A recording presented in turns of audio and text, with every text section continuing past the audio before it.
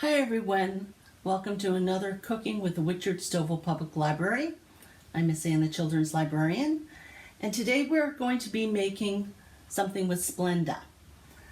It's a chocolate shortbread, and it's fairly simple. All we need are, of course, our Splenda. We're going to need some butter. It calls for unsalted, but it doesn't really matter. Whatever your taste. We're going to add some sea salt anyways. We're going to need some cocoa because they're chocolate shortbread. Need some vanilla. And of course we need flour.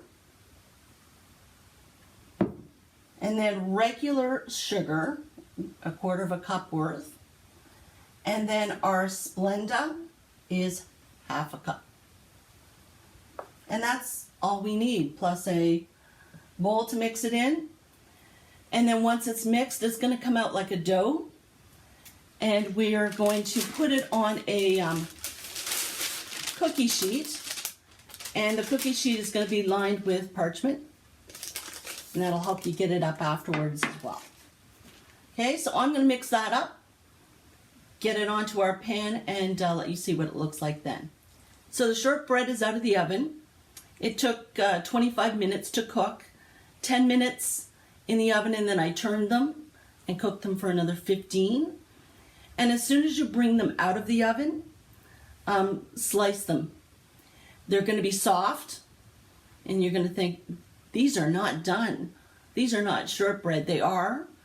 You cut them first when they're nice and warm, and then they'll sit there for 10 minutes, 15 at the most, and they'll harden up, just like this one.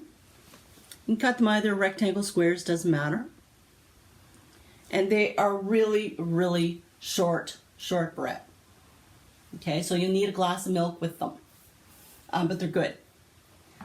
So if you're interested in making this recipe, giving it a shot, the recipe will be below the video, and let us know how it goes. All right, till next time.